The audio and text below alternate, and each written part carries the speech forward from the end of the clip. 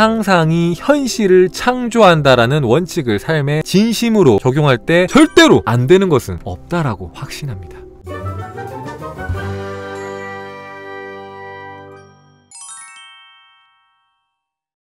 자, 112페이지 볼게요. 상상력은 진정한 인간의 본질이며 하나님과 하나입니다. 상상은 형상을 창조하고 유지하고 변화시킵니다. 상상력이 기억을 기반으로 하지 않을 때 진정한 창조가 이루어집니다. 이게 무슨 말인지 이해되세요? 상상력이 기억을 기반으로 하지 않을 때 진정한 창조가 이루어진대요. 이게 뭔 소리입니까? 자, 여러분들의 기억을 기반으로 한 창조는 뭡니까? 과거의 답습입니다. 과거에 여러분들이 이제 계속해서 반복해서 만났던 그런 삶의 패턴들이 또 펼쳐진다 이거예요. 근데 어떻게 하라고요? 과거의 기억을 기반으로 하지 않고 완전히 그냥 자유로운, 내가 원하는 것들을 그냥 어떤 것에도 구애받지 않고 쫙 펼쳐낼 때 그때 진정한 창조가 일어나더라 라는 거죠. 상상력의 기억에만 의존을 해서 형상을 만들어낸다면 현실을 있는 그대로 유지할 뿐입니다. 상상력이 이미 존재하는 주제에 변화를 줄 때, 마음속에서의 삶의 모습을 바꿀 때, 기억 속의 경험에서 이미 존재하는 사실을 빼거나 그것이 소망을 이루는 데 방해가 되는 것이라면 그 자리에 무언가를 다른 것을 교체해 넣을 때 상상력은 현실을 새롭게 창조할 수 있습니다. 여러분 내면에 있던 것들의 변화를 줄 때, 반복적으로 움직이던 여러분의 무의식적인 관념들, 믿음들, 상상들을 바꾸고 변화를 줄 때 그때 여러분들의 삶에 변화가 되고 현실에서 진정한 창조가 일어날 것이다. 자, 다음은 상상력을 이용해 자신의 꿈을 현실로 만든 젊고 능력있는 예술가의 이야기입니다. 미술계에 발을 들여놓은 저는 아이들 방을 꾸밀 만한 스케치와 그림을 즐겨 그리곤 했습니다. 하지만 이 분야에서 저보다 경험이 훨씬 많았던 사람들과 친구들의 말은 저에게 실망을 안겨주었습니다. 그들은 제가 그린 그림과 저의 능력은 인정하지만 아이들 방에나 어울릴 만한 그림으로는 명성을 얻기도 힘들고 돈을 벌기 힘들 거라고 얘기했습니다. 자, 이거 잘 보세요. 예체능 좋아하시는 분들 있죠? 여기 있어요. 벌써 지금 채팅 치는 포뮬리들 중에서도 이미 미술을 하시거나, 그러니까 진짜 화가도 있고요, 아니면은 미술 선생님도 계시고요, 아니면은 뭐 음악 하시는 분들도 있고요, 뭐 작곡을 하거나 노래를 하거나, 그런 분들 잘 들으시면 됩니다. 그러니까 왜냐면 예체능은 돈이 안 돼. 그 분야의 탑은 돈을 벌지만 웬만한 사람들은 돈을 벌기가 굉장히 힘들어, 이런 얘기를 많이 듣거든요. 같은 경험담입니다. 이분이 어떻게 보면은 그림을 그려서 뭔가 대가가 된다, 이게 아니라 그냥 애들 방에 거는 그림을 그린다고 했을 때 보통은 우리가 들어도 그걸로 큰 돈을 벌 수 있을까? 딱 이러잖아요. 그 경험담입니다. 저는 늘 제가 잘할 수 있을 거라고 생각했습니다. 그런데 그 말을 듣고는 어떻게 해야 할지 난감했습니다. 그러던 중 지난 가을 선생님의 강연을 듣고 책을 읽게 되었고, 제가 원하는 현실을 창조하기 위해 상상력을 이용해 보기로 결심했습니다.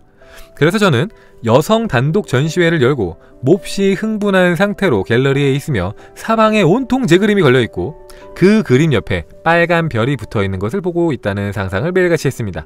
빨간 별은 그림이 팔렸다는 것을 의미합니다. 그러니까 내가 개인 전시회를 열고 내 모든 그림들이 다 팔린 모습을 상상한 겁니다. 그런데 정말 그런 일이 일어났습니다. 크리스마스를 앞두고 친구에게 모비를 만들어 주었는데 그 친구가 패서디나에서 미술품 수입 상점을 운영하는 그녀의 친구에게 제가 만든 모비를 보여주었습니다. 그러자 그가 저를 만나보고 싶다고 했고, 저는 몇 가지 샘플을 들고 그를 찾아갔습니다. 그는 저의 첫 번째 작품을 보자마자 봄에 제 단독 전시회를 열어보고 싶다고 말했습니다. 전시회 첫날인 어느 저녁, 한 실내 장식가가 찾아와 제 작품이 마음에 든다며 한 남자아이의 방에 놓을 콜라주 작품을 의뢰했습니다. 그러면서 그것은 1961년 올해의 집을 장식하는 데 쓰여 굿 하우스 키핑 9월호에 실릴 예정이라고 했습니다. 그뿐이 아니었습니다. 전시회가 열리는 동안 또 다른 장식가가 저의 작품을 칭찬하며 제 작품을 제대로 전시할 수 있고 판매할 수 있도록 도와줄 장식가와 갤러리 운영자를 소개해도 되겠냐고 물어봤습니다. 저의 첫 전시회는 저뿐만 아니라 갤러리 운영자에게도 큰 금전적인 성과를 가져다 주었습니다. 흥미롭게도 2명의 실내 장식가와 갤러리 운영자, 말하자면 3명의 남자가 어느 날 갑자기 제게 나타난 것입니다. 상상력을 펼치는 동안 저는 누구도 일부러 만나러 노력한 적이 없습니다. 그런데도 저는 지금 명성을 얻었고 상점도 하나 열게 되었습니다. 그리고 이제 상상이 현실을 창조한다라는 원칙을 삶에 진심으로 적용할 때 절대로 안 되는 것은 없다라고 확신합니다. 상상은 현실을 창조한다. 근데 진심을 적용하면은 반드시 되더라. 안 되는 건 없다. 이게 말도 안 되는 것들이 됐는데 라는 거예요. 너무 흥미롭죠. 너무 흥미로운 게 이 사람의 그림이 뭔가 예술성이 뛰어난, 우리가 알고 있는 그런 화가들의 그림이라기보다는 약간 아이들 방에 어울리는 그림이라고 표현한 거 보면, 그죠? 우리가 생각한 것보다 조금 더 아기자기한 그런 느낌이 아닐까 싶은데, 근데 그게 내가 어떤 전시회에서 다 팔리는 상상을 했더니 갑자기 너무 신기한 거죠. 갑자기 전혀 인연이 없던 사람들과 인연이 생기는 거예요. 그리고 본인 돈으로 전시회를 연 게 아니야, 그죠? 돈이 많았던 어떤 사람들이 당신 작품 너무 좋은 것 같으니까 전시회 한번 열어봅시다 하면서 그 사람들이 전시회를 연 거고, 나는 그냥 작품만 가져간 거잖아요. 그렇게 하면서 잡지에도 실리고, 그러면서 돈이 막 굴러 들어오니까 그걸로 내 가게도 차리고 먹고 사는데 당연히 지장이 없어지고, 그런 일들이 펼쳐졌다. 근데 이 사람이 한 건 상상한 거, 그리고 내 작품에 집중한 거, 그게 전부예요. 나머지는 상상에 맡긴 겁니다.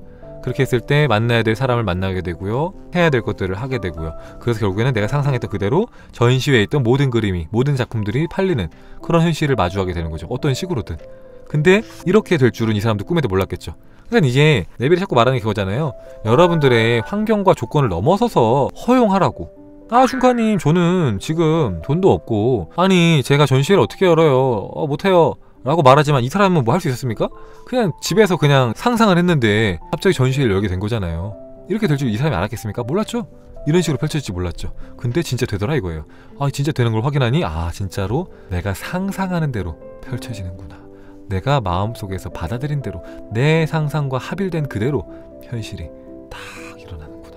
그 말인즉 여러분도 지금의 조건과 환경과 뭐 스펙이 어떻든 간에 여러분이 원하는 모습 그리면 할 수 있다 이거예요. 또 하나 읽어볼까요? 경험담. 자, 119 119페이지입니다. 저는 제 소유의 작은 사업체를 운영하고 있는데 몇 해 전 사업이 실패로 끝날 뻔했습니다. 몇 달간 판매량 꾸준히 하락했고, 국가에 찾아온 경기 침체와 맞물리면서 다른 수천 개의 중소기업들처럼 저도 경제적으로 궁지에 몰렸습니다. 빚이 산더미처럼 불어나 당장 필요한 돈이 3,000달러에 달했습니다. 자, 3,000달러면 아까 말씀드렸죠. 50배 정도 차이 난다고 지금이랑.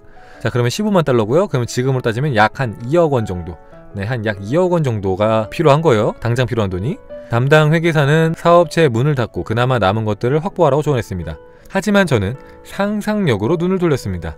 저는 선생님의 가르침을 들어 알고 있었지만 그 방식으로 문제를 해결해 보려고 시도해 본 적은 없었습니다.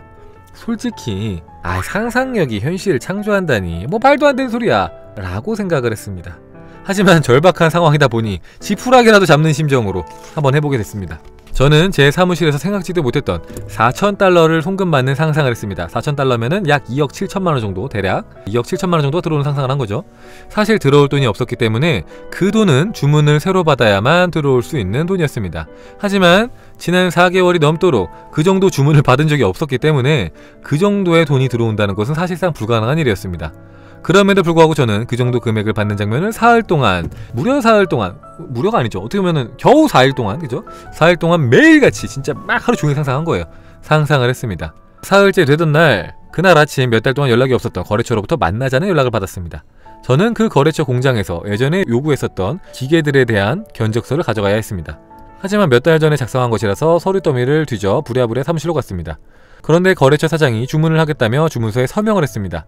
하지만 공장에 물품을 납품을 하려면 4개월에서 6개월 정도가 걸리는데, 물품을 납품한 뒤에나 대금을 받을 수 있었기에 주문을 받는다고 해도 문제를 해결하는 데는 즉각적인 도움이 되지 못했습니다. 저는 거래처 사장에게 주문해 주셔서 감사하다는 말을 건네고 자리에서 일어났습니다. 그때 사장이 저를 불러 세우더니 4,000달러가 조금 넘는 수표를 건네면서 말했습니다. 그러니까 대략 한 3억 정도 되는 수표를 건네면서 말했습니다. 당신도 알다시피 세금 문제 때문에 대금을 먼저 지불하려고 합니다. 문제 없죠? 아이고 사장님 너무 감사합니다. 너무 좋죠? 당연히 저에게는 쾌재를 부를 일이었습니다. 수표를 손에 쥐는 순간 무슨 일이 일어났는지 깨달았습니다. 지난 몇 달 동안 재정적인 어려움 속에서 저는 아무것도 할 수 없었습니다. 그런데 겨우 사흘 만에 제 상상 속 행동이 제가 할 수 없었던 일을 한 것입니다. 이제 저는 상상력이 4,000달러 뿐만 아니라 4만 달러, 약 27억 정도 되는 돈도 어렵지 않게 가져다 줄 것이라는 것을 압니다. 상상력만 내가 잘 활용한다면 뭐 27억쯤이야 껌값이지 뭐 라고 깨달았다 이겁니다. 단순히 이 돈이 왔다는 게 감사한 게 아니라, 너무 돈도 감사하지만 내가 진짜로 이 상상력으로 내 삶을 창조하는 주체구나 라는 것을 깨달았다는 게 이 사람한테 엄청난 큰 경험이고 체험인 것이죠.